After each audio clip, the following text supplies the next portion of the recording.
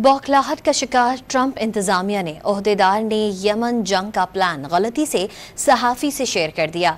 मारूफ अमरीकी जरीदे the Atlantic के editor in chief Jeffrey Goldberg ने इंकशाफ किया कि उन्हें 11 मार्च को अमरीकी कौमी सलामती के मुशीर माइक वाल्स की जानिब से राबते की दरख्वास्त मौसूल हुई। 2 दिन बाद उन्हें एक चैट में शामिल किया गया जहाँ नायब अमरीकी सदर, वज़ीर दिफा और दीगर आला हुकाम हौसियों के खिलाफ हमलों पर तबादला ख्याल कर रहे थे। जेफरी गोल्डबर्ग ने बताया कि 15 मार्च को अमरीकी फौज ने यमन पर बमबारी की और दावा किया कि उन्होंने ऐवान के हिमायत याफ्ता हौसियों के कई सरकर्दा रहनुमाओं को हलाक कर दिया। दूसरी जानिब व्हाइट हाउस ने यमन पर हमलों से मुताल्लिक मंसूबा गलती से शेयर होने की तस्दीक कर दी।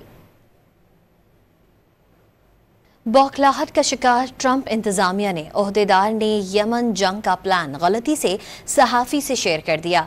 मारूफ अमरीकी जरीदे दी अटलांटिक के editor in chief Jeffrey Goldberg ने इंकशाफ किया कि उन्हें 11 मार्च को अमरीकी कौमी सलामती के मुशीर माइक वाल्स की जानिब से राबते की दरख्वास्त मौसूल हुई। 2 दिन बाद उन्हें एक चैट में शामिल किया गया जहाँ नायब अमरीकी सदर, वज़ीर दिफा और दीगर आला हुकाम हौसियों के खिलाफ हमलों पर तबादला ख्याल कर रहे थे।